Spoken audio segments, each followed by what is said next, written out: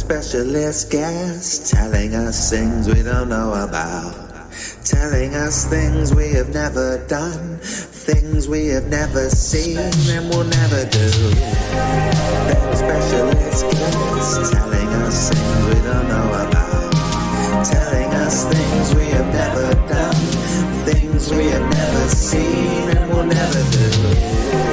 They're specialist guests telling us things we don't know about, telling us things we have never done, things we have never seen and will never do.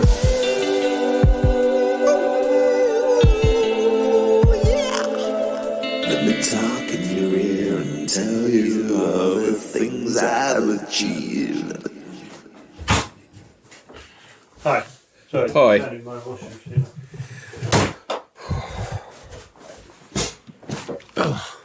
Oh, how are you? Morning. Yeah, Oh, all right. hang on. Hi there. Oh, mate. You all right?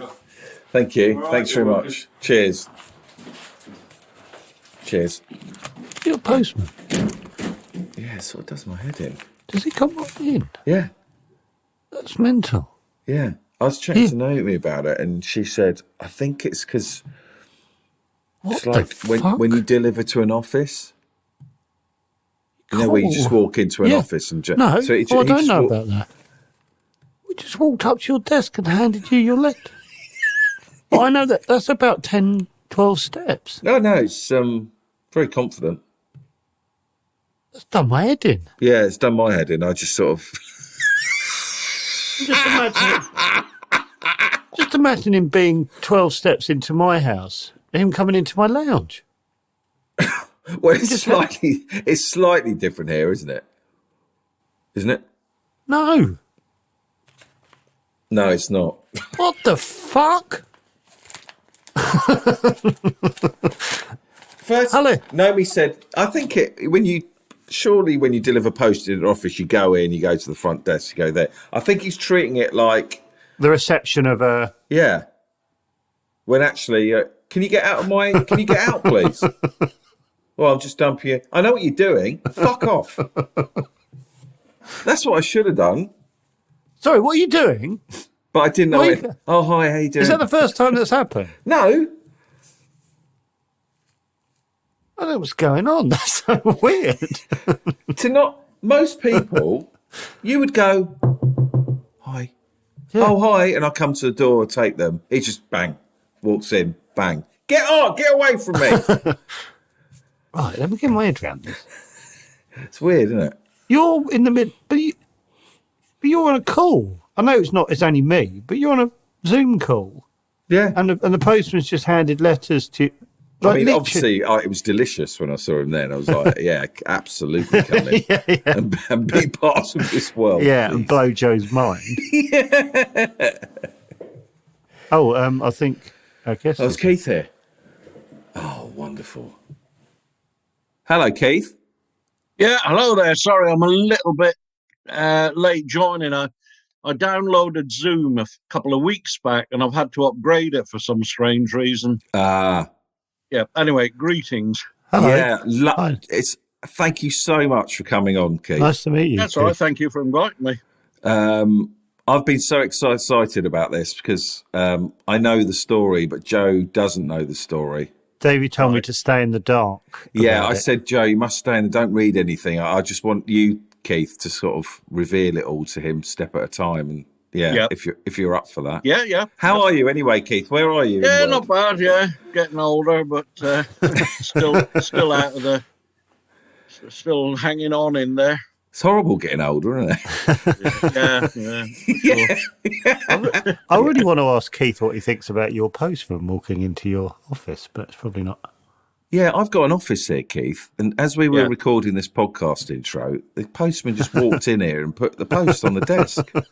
Is that bloody cheek?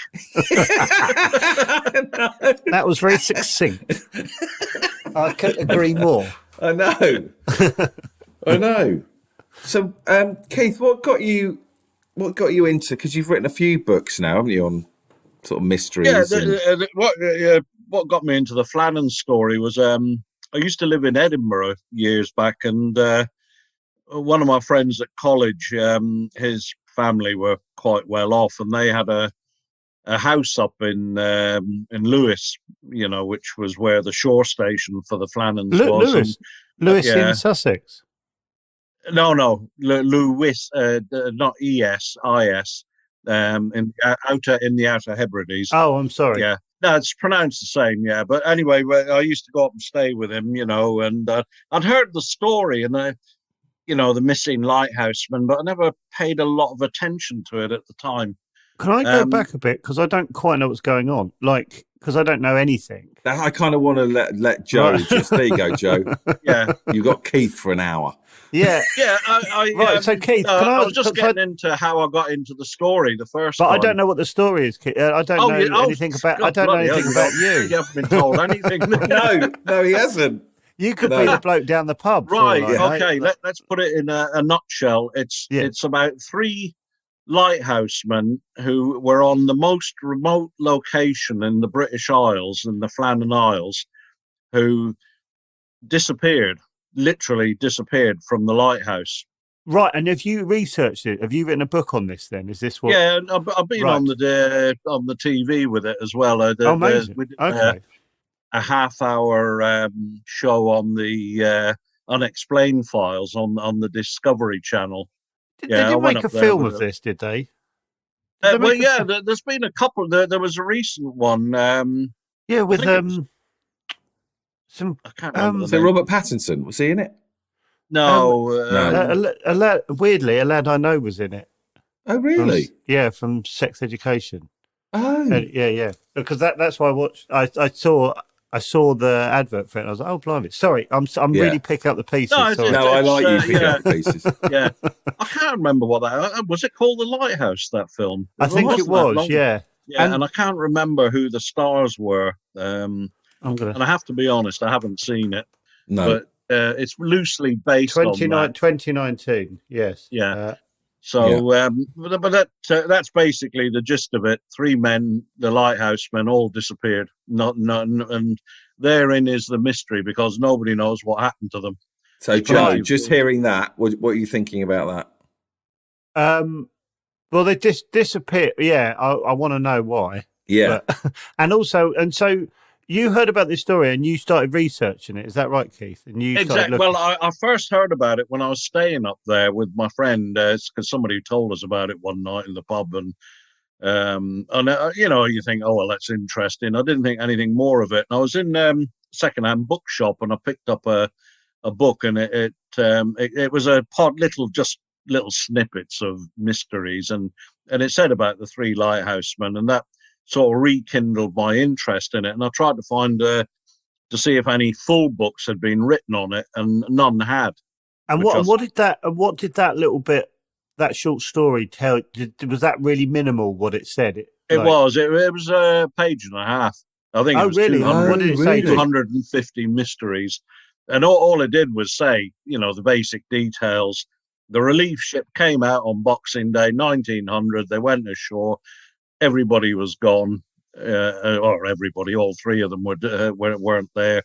And was the relief ship like people taking over from the 3 people there doing like a week or something? So what it was, it was a 3-man station, and they rotated. One person went on leave for a couple of weeks, and then the ship would come back a month later, or 2 weeks later, and then they'd bring more supplies. And the next bloke's turn he'd go on leave, and his relief would take over. And when was this? What sort of they found the disappearance on the Boxing Day 1900. Oh, blimey! Yeah, it's over 100 years old. And were they the 3 lads were just gone? That was it. Vanished. Literally, and there was no sign of anything had happened. One of the misquotes about it is an overturned chair, which wasn't the case. They'd had dinner, everything had been washed. The coats of 2 of the men were off their hooks, their outside gear, their oilskins. And that's all that was missing from the beds were made, everything was ready. So it was just like they'd just been sucked into the ether, basically. Well, that's one of the theories, because where it took place is, there's a lot of supernatural theories about it, because the island that they were on, it's one of a small group. It's just a giant rock, basically, but you can walk around it. We've been out there. Have you been there, Keith? Yeah, well, I went up there with a film crew. Right. How far from the mainland is the island, and how big is that little rock? How long does it take you to get there? 20 miles. It's about an hour. 20 miles. Yeah. And how big is the rock that the lighthouse is on? It's a group of rocks, but yeah, I mean, I'll send you some pictures. I took a load of pictures when I was up there, and a rough guess, it's a couple of football fields easily. Is that it? But it sticks straight up out of the water. And I can tell you, give it another, I don't know, 10, 15 years, you won't be able to get on it unless you go in a helicopter or unless you're a mountain climber. Is it wearing away? Yeah. The stairs are getting pretty ropey. Wow. And they're covered in seaweed as well. Yeah. Because I take it's all automated now, whatever, yeah. Oh, yeah, it's an automated station, yeah. And how long did you say they stay at the lighthouse for? Well, they used to do 4 weeks on. 4 weeks? They'd rotate. But you see, if there was bad weather in those days, you didn't have helicopters. It had to be by sea. If the sea was pretty rough, and it is rough out there most of the time, then you'd be stuck there. And this is one of the arguments about there were 3 men. One of them was an occasional. He was covering for the bloke who'd been injured out there. And he'd been out there since October, and he was meant to stay there till the other guy came back. So he'd already done 2.5 months, and he was a highly volatile character and a boozer as well, apparently. And I've heard that from his descendants. And that's one of the theories, is he went berserk with it all. He was the guy who was left behind. The outdoor gear of the principal and the other guy was taken off their hooks, so they were outside. But his wearing coat, as you call it, his outdoor gear was inside. So can I just go so just to work out your sort of journey with it. So you read this short story, and then what did you do? You started to kind of try and find out information. So take us through your sort of how you got involved and what your journey was with this story. Yeah, well, I'd read the thing. It wasn't my short story. I just read it. Sorry, you read it. And then... the thing is, to take anything on, I've really got to be interested in it. People say, why don't you do the Bermuda Triangle or what? I'm not interested in it. I've got to have a real to get into a subject. It's got to really grab me, and this one did. So, and I used to live in Edinburgh, which is where the Northern Lighthouse Port is based. And unbeknownst to me, my friend, who I'd only met about 15 years ago, had been with a lighthouseman all his life. And of course, I got a lot of the story from him. But the best thing of the lot was he gave me all the background about what it was like to be a lighthouseman, because they started phasing them out from the late 80s, early 90s onwards. They started automating them all. Right. But being a lighthouseman hadn't changed that much in the 60s and 70s from 1900. You had radios, okay, you could have a helicopter, but the basic job of being a lighthouseman hadn't changed in the best part of 100 years. And what do you know what the day-to-day job was? What it looked like? Maintaining the lighthouse. Yeah, what did that? Well, it was like a station would be a group of buildings. All right, one main building with the lighthouse. It was maintaining the equipment, and there was a lot of free time. You got 3 guys together, and what he said to me, it wouldn't be so bad on the Flannan Islands because you can go out and you can walk around. If he was also on the Bell Rock, and it is literally a rock, and you're in the lighthouse, you get dropped off there. You go up the steps into the lighthouse and you stay there. And that's it. There's no walk. There's no out. Yeah, you're stuck inside there with 2 blokes who you may or may not get on with. Oh my God, Keith! I'm looking at the Bell Rock Lighthouse. Well, a lot of the lighthouses were like that. Oh my God! I'll tell you an interesting thing that he said to me. Oh my God! I've just seen it. In in all his time, and he did his whole working life as a lighthouseman, he said the basic measure of what you thought of the blokes you were working with was, would you go for a drink with this bloke on shore? And the answer is no. He didn't come across one person that he would have had a drink with. Oh God! That Bell Rock is like a prison. Well, that's what it is. It's worse than a prison in some ways. In a prison, you've got exercise yards. It just sticks up out the sea. Yeah, so basically, it's just on a rock, and a lot of the time, the actual rock's covered. You know, the waves batter the lighthouse, and that's it. And you're stuck there for 4 weeks. In those days, when it was pre-helicopters, you could be stuck there for up to 6 or 8 weeks. How would you not go mad? Right. So you met your friend who worked as a lighthouse keeper. He started to give you a bit more information. Then what happened? Well, then I went up to Edinburgh because the records for the Northern Lighthouse Board, the ones that they have decided to release, are all held at the government registry office up there in Registry House. So I started going through all the NLB records, but the logbook for the lighthouse, nobody knows what happened to it. And I mean, that would have been a key piece of evidence. What they used to do is they would write details down on chalk and a slate, and then it would be transferred into the logbook. But the logbook, nobody knows what happened to it. So, but there's other records there of the lighthouse keepers and when they joined and any problems with them and all the rest of it. They're all there in the register. So it was, that's how I went through all of them. I went through the records of the 3 men who disappeared and any related ones. It gave you, a kind of snippets of what life must have been like for these blokes. Quite a hard, harsh life, I think. Another thing my friend used to say was you had to have a hobby to keep you bloody sane. So he knew one lighthouseman who just used to knit all the time in his spare time. He used to read. He'd take a load of books with him. But it's a strange life. It really is. Yeah. I mean, I was just looking at the link you sent. Is it Eilean Moor, the island? Eilean Moor, it's pronounced. Eilean Moor. I mean, it's so. I mean, there's space, but it's so bleak, isn't it, out there? It's so isolated. Well, the thing is, the other interesting thing about it is the area, because it's in pre-Christian times, people were taken out there. There were sacrifices on the main island of Lewis, where there's the Callanish stones, which are pre-Christian.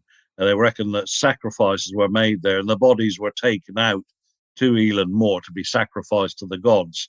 So it's not so much a place of burial, if you like, as a place where it's got sanctity about it. The dead were taken there, and it's a place where if you like, offerings were made to the gods. And that's part of the supernatural theory, is that the men disappeared because they'd disturbed the sanctity of the place. And supposedly, although I've not actually had it checked out, I couldn't find any way of double checking it. When Joseph Moore arrived, he was the relief keeper. He was the first on the island on the 26th of December. And usually there'd be two of the lighthousemen would be there waiting for the boat to come in, start taking all the supplies off. But there was nobody there, so the captain sent a boat ashore. He went up to the lighthouse and couldn't see anybody, couldn't see anything. But on his way up to the lighthouse, he said there was 3 large black birds on the lighthouse itself that flew away as he approached it. You see, a lot of people have grabbed on that and said these are the spirits of the dead men. But there's quite a few theories about that. That it's to do with the gods were the gods were angry, sort of thing. But I keep an open mind on most things. It's a funny old place. It's the only lighthouse I've been to, in such a remote location.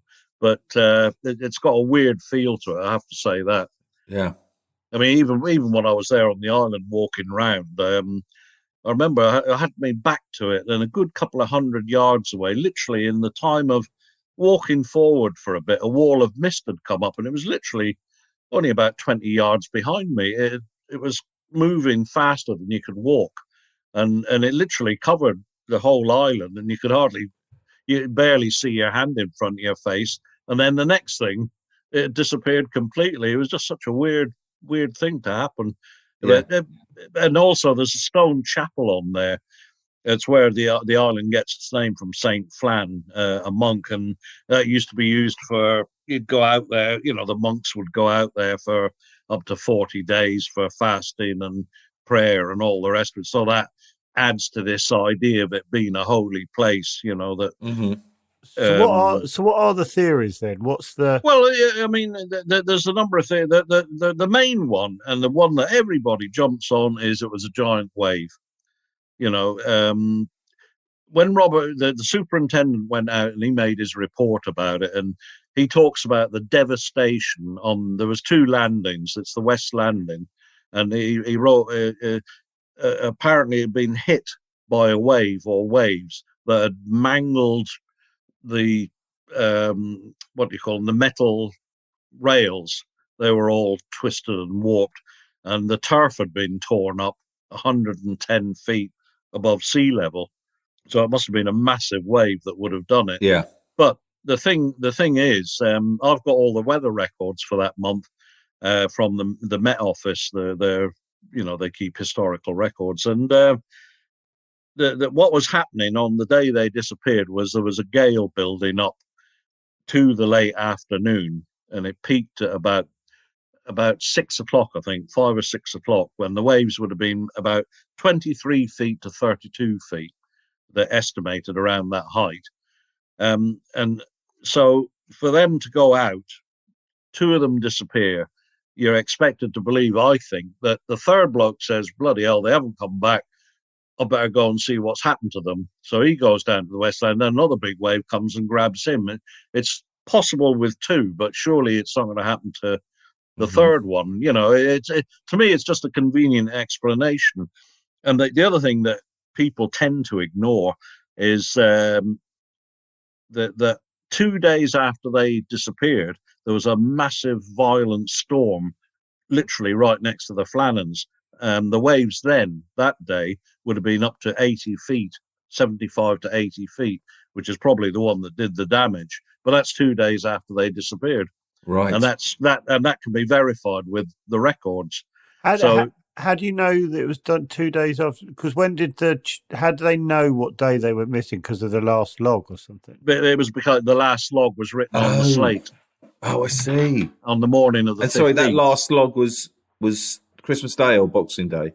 No. It was the light had been out since the 15th. The relief went out on the 26th.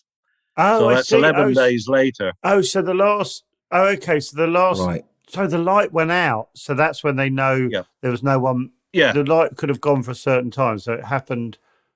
So well, they on the 15th when they disappeared. The last log entries on the slate were at lunchtime on the 15th, which is a Saturday. Okay. So the light wouldn't have gone on that night, and we know that the light didn't go on that night because a ship passed by, a ship called the Arch Tor passed by, and they noted that the light wasn't on.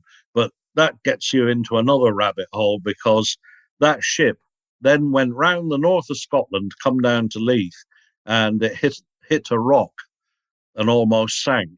And they managed to limp into Leith port and beach it there.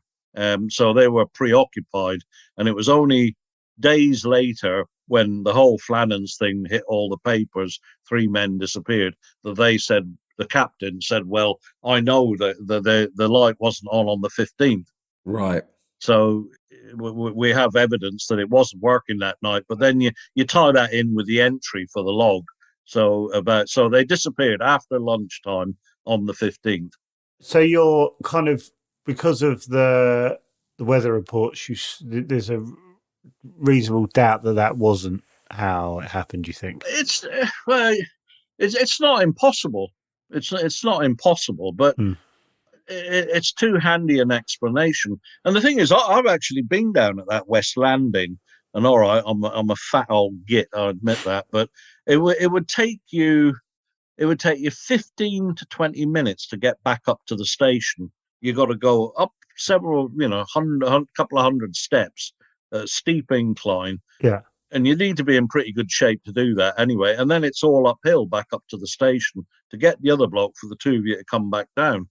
That's the theory that one had gone. Sorry, that's another theory.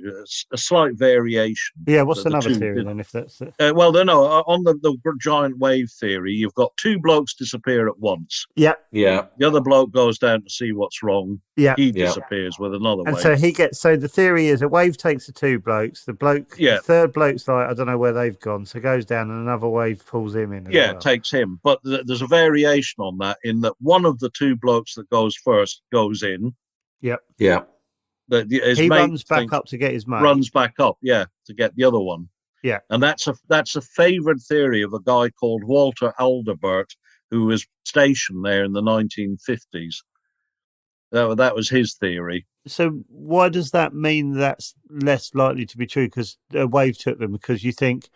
Well, then a wave has to take two of them. Two of it. So it's two separate incidents. It's not one incident. That's the thing. It's two separate incidents, and you're being asked to think. Well, okay, a giant wave comes along, one out of every 40 or whatever it is, takes one or two blokes, but then another giant one comes along, which is unlikely, and takes one or two of the remaining people. Okay, so I get why you can't say that is or isn't. It's not impossible. Yeah, but you see, if you really want to go into depth, there's a lot of theories as to why they weren't even there anyway. And one of them comes from my friend, the Lighthouseman. He says they weren't even on the island. Well, no, they were on the island, but he said that they probably weren't even down at that landing. Oh, down there, sorry, right. Yeah, because right. He says on a 3-man station, he said with 2 landings, he says what you do is you close one down for the winter and you keep one going, because he says there isn't the manpower to keep them both open. And by that, it means keeping it clear of seaweed and, hundreds of steps being cleaned, and you can only keep one landing going. And it would have been the east landing on the other side, which was unaffected by all the damage. You see, Robert Muirhead, the superintendent, when he went there, he was looking for something to pin it on that took the blame away from the Northern Lighthouse Board. So he sees all the damage, and he does admit it could have happened with the storm 2 days later, because there was a fishing fleet half destroyed up in the Shetlands that same day from that storm.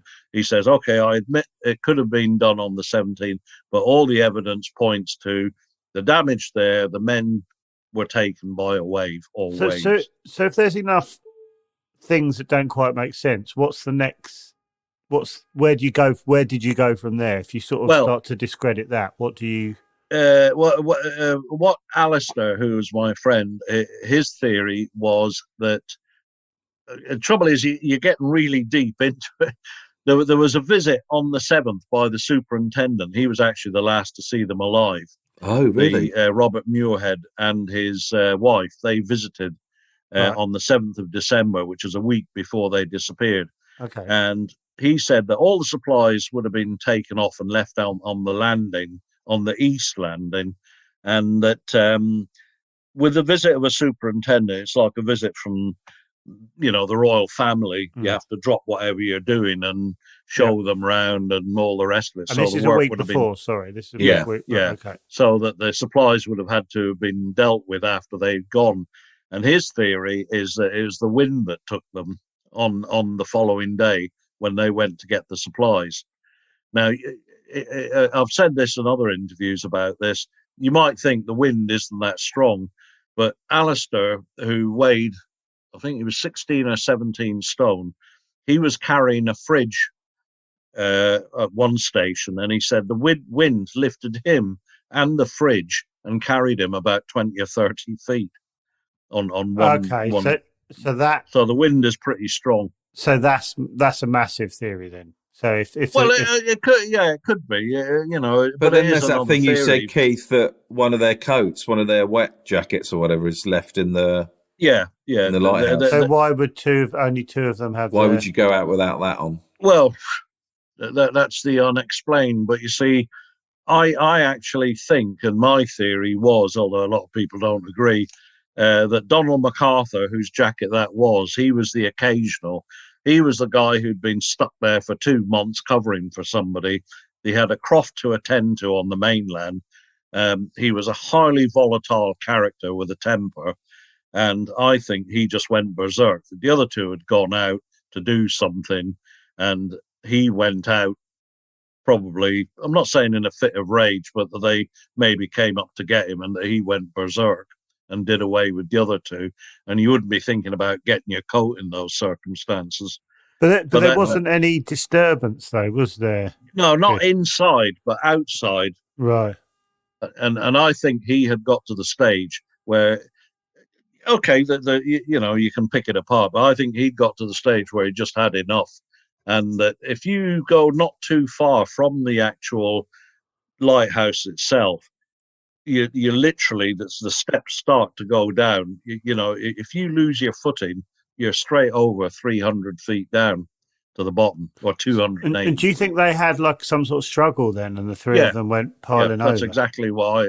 That's just my take on it, because he was a known. And he'd been out there a long time anyway. He'd been out there. And do you think he was 2.5 times longer than a normal lighthouseman? He was an occasional. You see, that he was taken on to cover from somebody. He wasn't a proper lighthouseman. Right. He was there to do all the dog's body jobs. It's like, well, there's a couple of box out there, bring those in. So he wasn't treated as a proper. He didn't have the status of a normal assistant lighthouse keeper. And do you think he was trying to go, right, I'm effing off, I'm going to get on a boat or something, and they were saying you can't do that or whatever, and then that's what. I think an argument of some kind probably developed. From everything I've heard about him, he was a boozer as well, but obviously you weren't allowed booze out on the stations. But I think he reached a snapping point. He'd been out there 2.5 times longer than a normal person and a normal keeper would have been, and you've had enough at the end of your stint. Well, looking at those pictures, you'd go, I'll probably do about 2.5 times longer. He was also the dog's body. He'd have been doing all the washing up and, basically treated like a skivvy. And I suspect he'd probably, well, let's face it, you probably lost I'm sure you'll have lost your temper on some occasions. We all got on. Yeah, about the postman. You snap at something, but and then if you're a highly volatile, violent character, it's probably going to present itself.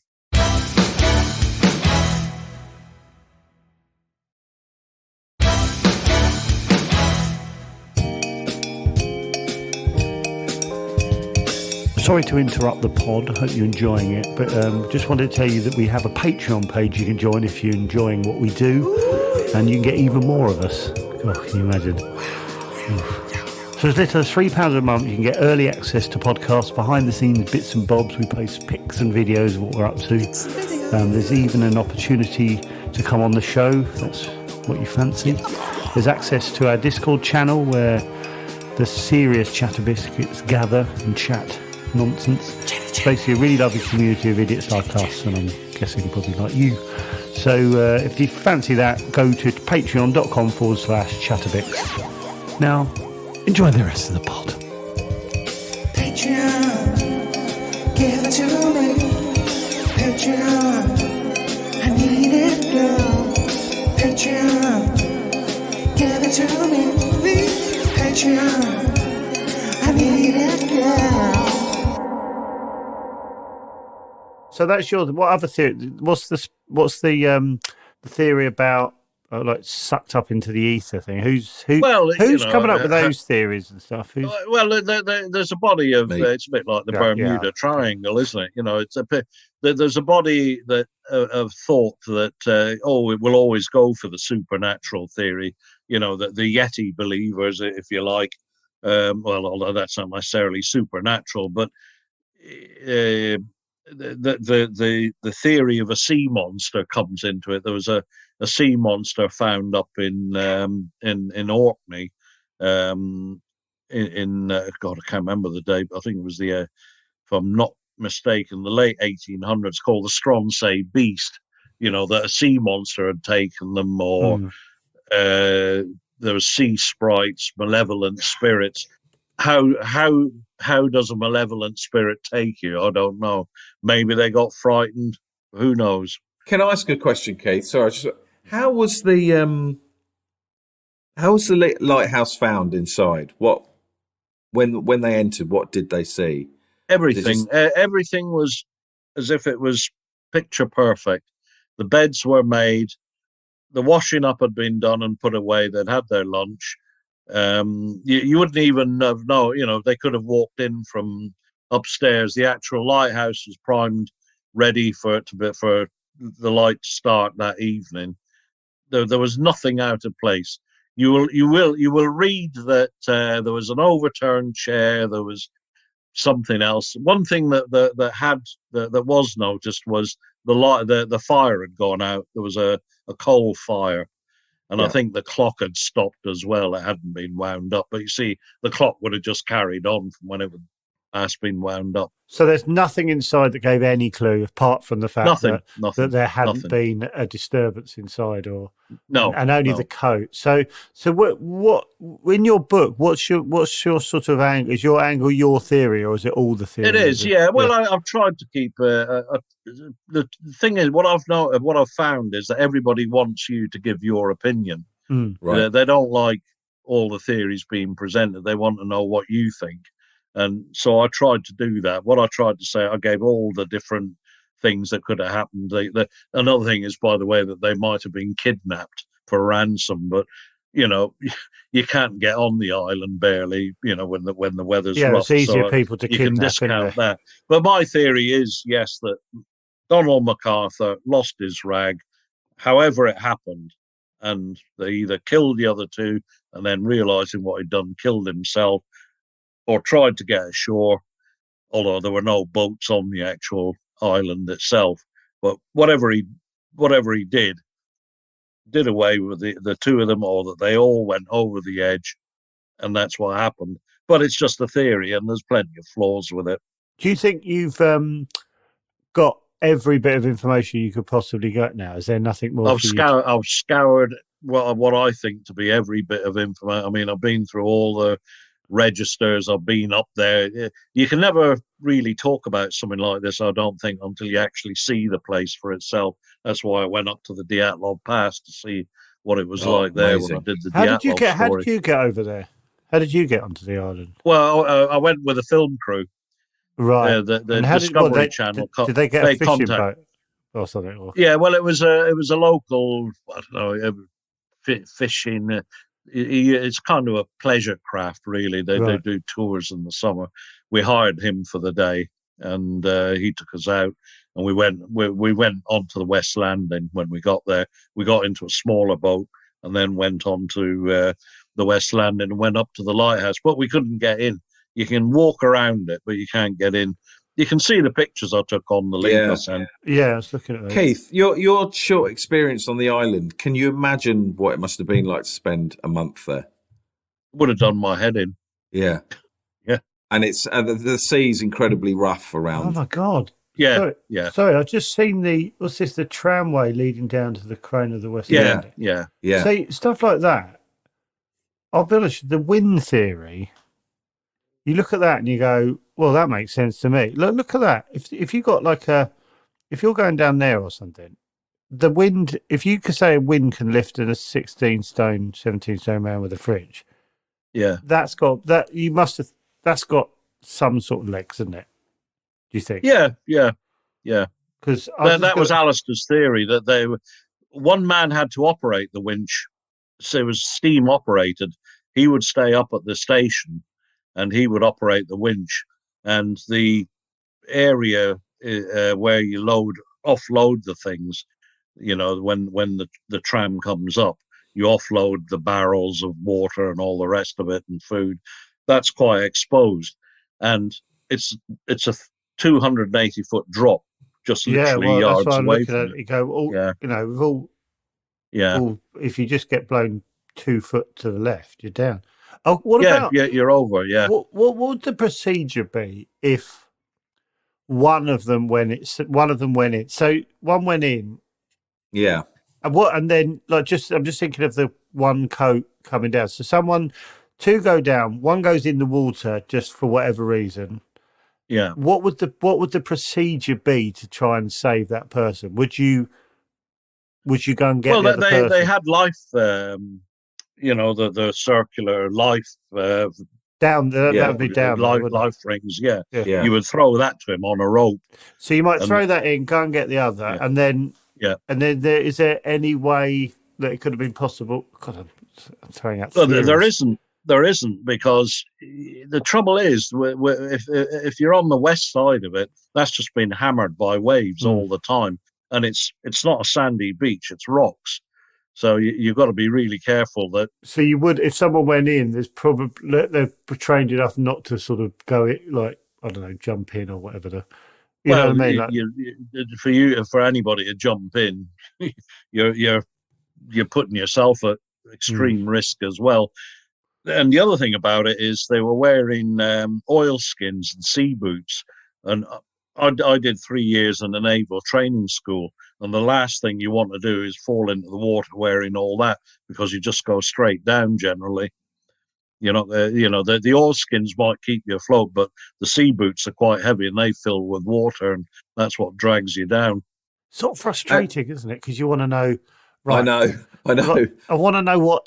I'm going, bugger, I wish there was some time machine. You can see, though, can't you, that everybody, not everybody, a lot of people gravitate to the giant wave, but it's too simplistic an explanation for me. It really is. And what about this? I keep going back to it, but the fact one of them left a jacket in there. If it was bad weather, there was wind or, a storm.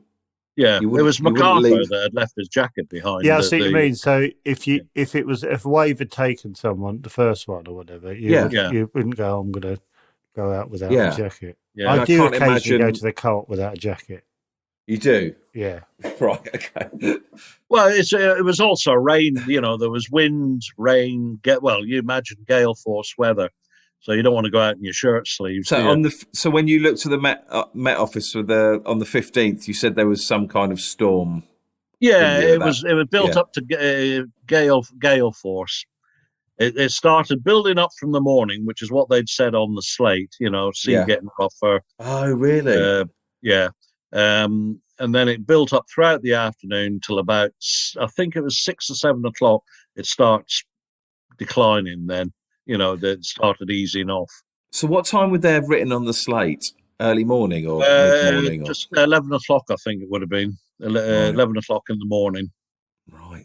And then they'd have had their lunch, and then they went out after lunch. Whatever happened about between 2 o'clock and 3 o'clock.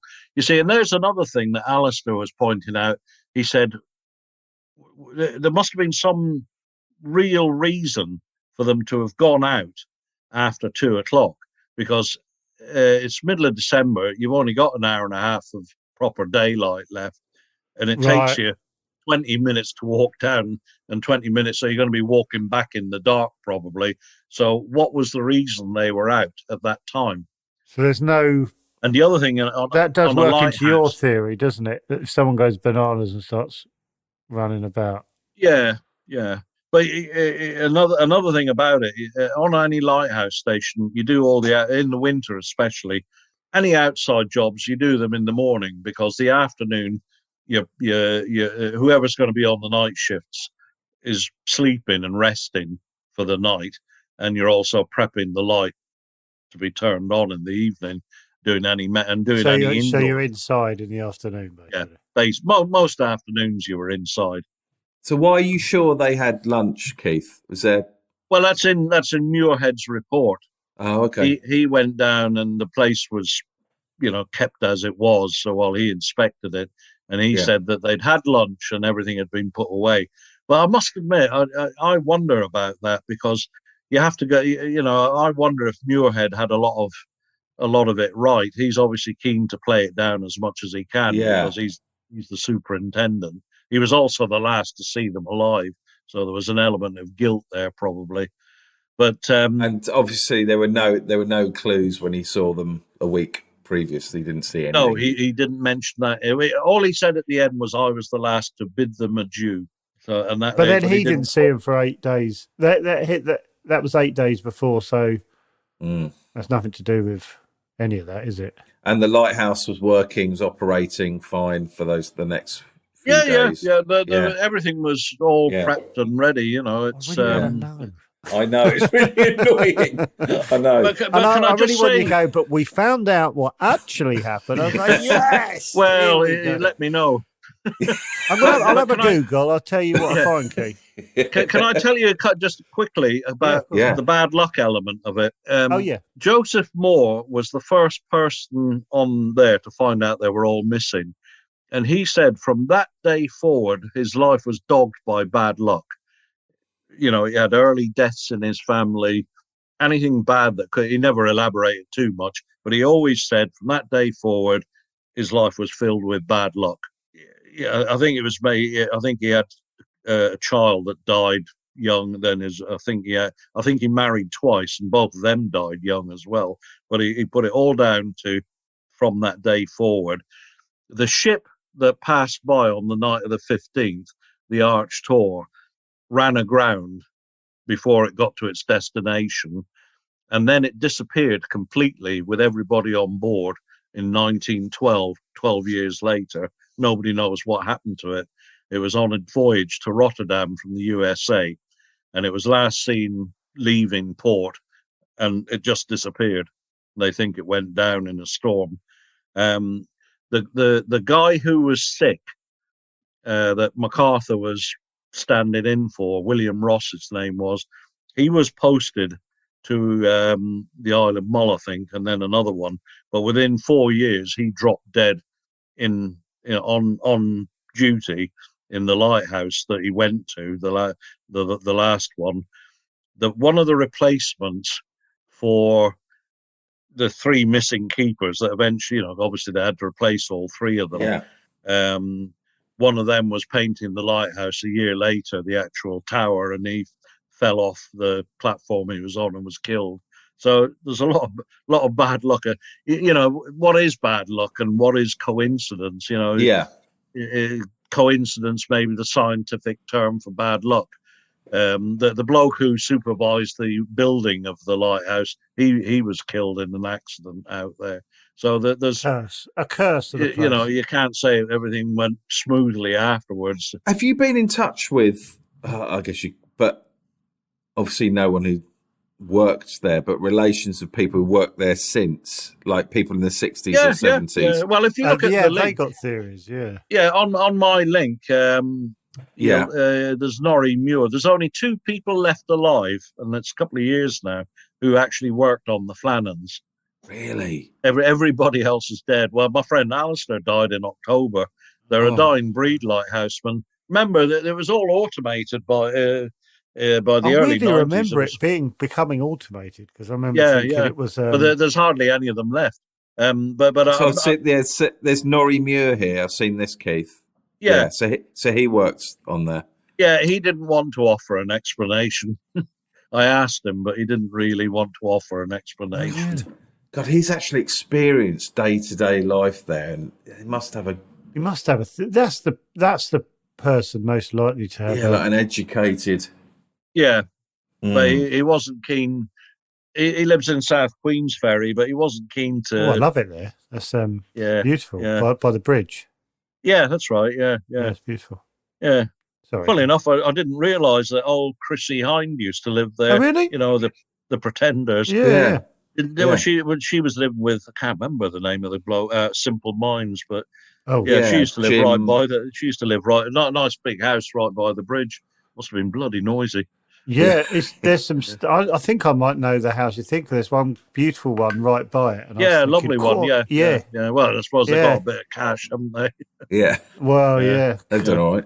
So, what did Norrie Muir say? Give any of his experience living on the island? Anything? Well, what he was saying is that he was the bloke who said to me that it hadn't changed much. He didn't think from the 1900s.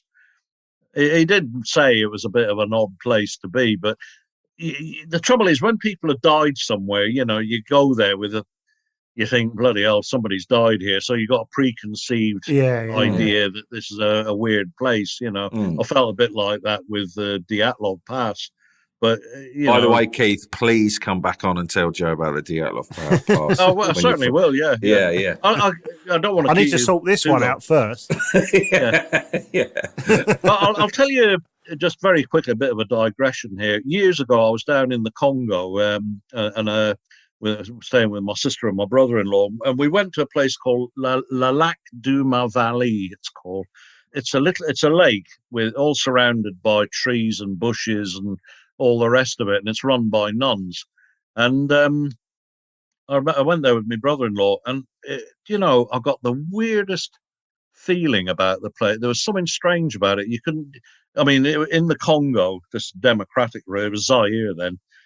You can hear all sorts of birds and animals, and all insects making all sorts of bloody noises all day long and night.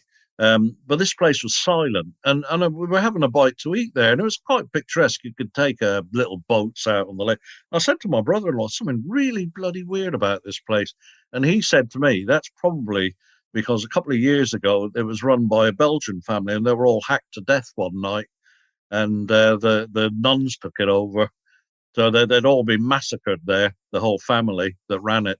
And but you just felt it. But I had a weird feeling about it, and I'm not saying I'm the seventh son of the seventh son. He agreed with me. It was strange, the fact that there was none of the, no animals making or insects. It was just absolute silence, I see what which you was mean. unusual. Right. And God, no strange place, no living being wanted to be. You get there. a little, not that people have been hacked to death on the Flannans, but you do get that feeling of it being a bit odd. You can go to other remote places in Britain and Scotland, Scotland, Ireland, there's plenty of remote places, but you did get an odd feeling about, melancholy maybe, but I think some people are probably a bit more tuned in with it than others, but, other people might say, pull yourself together, you're talking a load of bollocks, but sorry for the language. But no, we like I said, we encourage it. Yeah, we'll probably I think you can pick up on things. I think some people... Well, just on your theory of the... what was the name of the guy you think who was a bit of a boozer and stuff? What was Donald MacArthur. Donald MacArthur. Is there any kind of... If he went a bit bananas, is there like kind of... Would that make sense with the coat not being there as well? If he was just going nuts and the other two, possible, yeah. Just adding to the. I've known one or two quite volatile people in my time, and they certainly don't behave when they lose their rags. Yeah. You don't behave in a rational. And then you don't put a coat on, do you? Yeah. Sorry, Keith. So that theory is he got rid of them, then got rid of himself. Or they were fighting and then... Or they were fighting and all three of them. Because if you're on the edge and it's not far from the lighthouse itself, was he a big man as well? No, he wasn't. He was quite short. Right. I have got a picture of them, and I can send you a link to the picture. But there's a picture of all three of them with... I have to see that. Robert Muirhead, the superintendent, on the day of his visit. Taken from the day he visited? Yeah, that's creepy, 1 week before they disappeared. And Donald MacArthur is actually quite short and fairly slightly built. Does he look like he could swing a punch? Oh, yeah. Well, again, with, I hate to say it, some short men are found far more aggressive and violent than a lot bigger men. Mm. Yeah. Well, do many people go out there now, Keith? Is there a reason to go out there? You can't get it. You need to go out with somebody who knows how to get out there, and it's dodgy. I don't like heights, but going up those steps, I fell over. Slipped on the seaweed, and it's not a place you can get to that easily. And another interesting thing, before the Discovery Channel, they had to get permission to film there, and they said to me, do you know who owns the island that it's on? And I said, well, I assume it's the Northern Lighthouse Board, but it isn't. It's owned by a private individual who is anonymous and has a lawyer in Stornoway dealing with it, who won't give out the give away the identity of who owns it. So it's obviously somebody with a bit of money. Chrissy Hind. I was going to say who wishes to remain anonymous. He loves being near water. Yeah. Oh, but I think the Northern Lighthouse Board must just rent the where the station is, but he owns the whole place. So strictly speaking, you need permission from him or them to go out there. Well, I can't imagine any multinational company wanting to buy a rock out 20 miles out in the middle of. It's probably somebody who's obsessed with this, probably some Silicon Valley tech millionaire, billionaire or something, Yeah. So having heard all the theories, Joe. Okay. If you had to plump, I've got my theory. If you had to plump for one. You can't like a theory of three men dying. No. But no. I think I like the idea of what you're saying, Keith, with the fight near the water, and I do like wind blowing. Mine's the wind, Keith. What do you think of that? Mine's the wind. Well, I do, and I'll tell you, Muirhead in his report tries to play that down. He said that he's talking about the West Landing, which is some distance from the actual lighthouse, and he said the wind is a possibility because it blows from the west. He said, but they would have had time to throw themselves down onto the ground and flatten themselves before it carried them over the edge on the other side. But that ignores how did they get to the West Landing if the wind was that strong. Yeah, why would you go that far? You wouldn't go that far. Yeah, the wind would have caught them straight away. You know what? No, I'm out. Yeah. You wouldn't go. You wouldn't step out your door and go, it's 900 miles an hour. I'm going to walk. Yeah, exactly. No, that's exactly that contradicts what he says. But he's keen to play it down. You can see a lot of it in his report. It's the West Landing. It was a giant wave. End of story. But that he contradicts himself with the wind. Yeah, two enormous waves is tricky, but yeah. I have a problem with the theory of him, Luke, going bananas on the edge of that. I'm like, I'm not having that. Why? No, fair enough. Yeah. No, this is really frustrating, Keith. I'll tell you, it really is one that grabs you, though, isn't it? Because there's no simple explanation. I think the going bananas, like having seen you go bananas, David, you're really hard to. Two men couldn't stop you. No. No. I do. Bear in mind also, quite apart from his character, they've been treating him like a piece of dirt for 2.5 months. He can't even go to the pub. And he's there he doesn't know how long he's going to be there because he's been there and he doesn't know how much longer he's got. Exactly. There's no end in sight. As you say, he's been treated like... But Mr. Muirhead didn't notice any of these clues. Yeah, but they're on best behaviour because the governor's there. Yeah, It's like Mr. John when Muirhead visits. It's like as Alistair used to say. Anybody from head office, it was like a visit from the royal family. Yeah, you're going to best. Everything was dropped. Your shoes were polished. He's not going to go on your very best behaviour. And you said you've got a photo of them all when he came. It's in the book. Yeah, right. I'll take a photo of the photo in the book. I'll email it to you. Guys. Well, people, if you're listening, please buy Keith's book.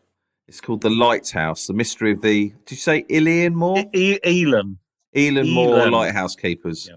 Keith McCloskey. God, it is annoying. I want to know. And the Hollywood movie The Vanishing starred Gerard Butler. That's it, Gerard Butler. Yes. Yeah, that was it. That was the one. Yeah. Keith, thanks so much for coming on. Yeah, thank you for having us. Brilliant. Honestly, I'd love to have you on again with your other little mysteries you know about. I just think you just want to go... Oh, okay, how do we find out the bloody truth? Yeah, there is no ending to this. Oh. Yeah, well, 100 and odd years later, everybody's gone. That's what's happening with Dyatlov now. Oh, my God. People are dying. Sorry, just one thing about The Vanishing. Yeah. I know the chap who wrote it. Joe Bone. He was at Edinburgh. Do you remember Joe Bone? No. He used to do like a character, like a Marvel character kind of thing, like an inspector thing. And he's fantastic. And he lives on the Isle of Wight. He's from the Isle of Wight. Oh, right. Really? Yeah. That's Peter Mullen's in it as well. Peter Mullen, who's fantastic. And Connor Swindles, who I think is a fan of the podcast. Wow. It's all coming together. Oh, bloody hell, yeah, Joe, is that nuts? That's our own little mystery. Yeah. That's our own little mystery. Yeah. But not a very good one, because we just told you. Yeah. Oh, thank you so much, Thanks, Keith. Keith. Thank you both. I've really enjoyed it. It's been great talking to you both. Oh, brilliant. And yeah, I know I keep saying it, but I really would love to have you back on if you fancy it. Yep. Yeah, it'd be brilliant. Work out a few other mysteries. Did we not discuss Dyatlov the last time? Yes, Dyatlov would be amazing. That's really strange. And you've written a new book as well. Well, I did a follow-up to Dyatlov. Didn't you do like people missing at sea or something? A book about? Well, unsolved aviation mysteries. Yeah, over the sea. Over the sea. Yeah. I mean, people were saying do the MH370. Yeah. You know, there's a film come out about that. That's been done to death by just about everybody. You know, it's to me that's the old Bermuda Triangle story or the Marie Celeste. Yeah. What I am toying with at the moment, although it's a bit of a tricky one, is have you heard about the 2 Dutch girls that disappeared in Panama? Right. They disappeared in 2014, I think it was, a few years back. If you look up missing Dutch girls, Panama, 2 girls, they went on a nature trail. It comes up. Or a scenic route. Lisanne Froome was. Yeah, Lisanne Froome and Chris Kremers. Yeah, Chris Kremers, who went on a hike in Panama. I want to go up there and repeat that journey, and because that's quite an interesting one as well. I was looking to do that for me next. Oh my God! Bloody hellfire! They found a couple of bones. They found the foot of one of them, still the shoe with the foot still in the shoe. Fucking hellfire! It's a peculiar story, though. Gee whiz, man. An interesting one. Keith, do you know? This could go on for ages, but do you know? Is it the 411 missing 411? Yeah. What's that? And that is so weird. It is. Yeah, it's pretty good. I can't remember the name of that bloke, but he's good. No. It really is. Honestly, that's another one. It's just you should get him on. Yeah. Do you know what? Absolutely. Mystery Pod. Yeah. Oh, yeah. Thank you, Keith. Thanks very much. Thanks for taking time to explain that to me. Yeah, we'll be in touch to organise another one. Excellent. Yeah, amazing. Great. Brilliant. Thank you very much. Thanks a million. Cheers, Keith. Bye. Cheers, Keith. Bye. Lovely to talk. Bye. Bye.